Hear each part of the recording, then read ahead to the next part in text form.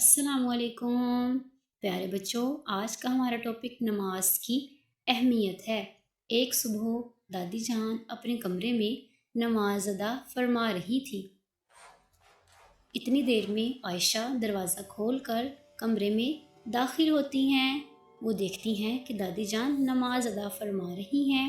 आयशा दादी जान के पास बैठ जाती हैं और पूछती हैं, दादी जान आप रोज़ नमाज क्यों पढ़ती हैं? क्या अल्लाह पाक को हमारी आवाज़ सुनाई देती है? दादी जान प्यार से उसके सर पे हाथ फेरती हैं और कहती हैं, अल्लाह तो दिल की बात भी सुन लेता है। आयशा हैरानी से पूछती हैं, क्या अल्लाह को हमारे दिल की आवाज़ सुनाई देती है अगरचे हम ज़ुबान से कुछ ना बोलें? दादी जान मुस्कुराती हैं।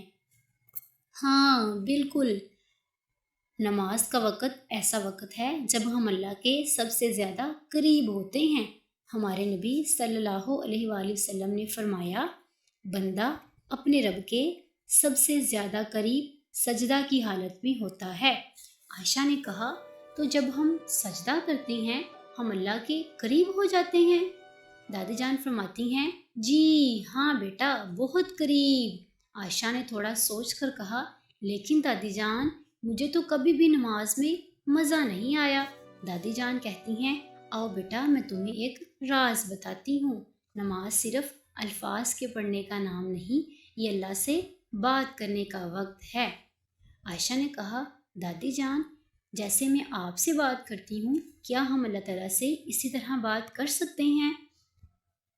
दादी जान ने कहा, जी हाँ बिल्कुल, जिस तरह हम आपस में एक दूसरे से बात करते हैं ऐसे ही अल्लाह ताला से अपनी सारी बातें कर सकते हैं। आयशा बहुत खुश होती हैं और कहती हैं, दादी जान मैं भी आज से अपनी बातें अल्लाह ताला के साथ शेयर किया करूँगी। प्यारे बच्चों, आप लोग भी रोज़ाना नमाज पढ़ा करें, क्योंकि अल्लाह ताला ने नमाज हमारे ऊपर फ़र्ज़ की है। जब हम रोज़ नमाज पढ़ते हैं तो अल्लाह के करीब हो जाते हैं।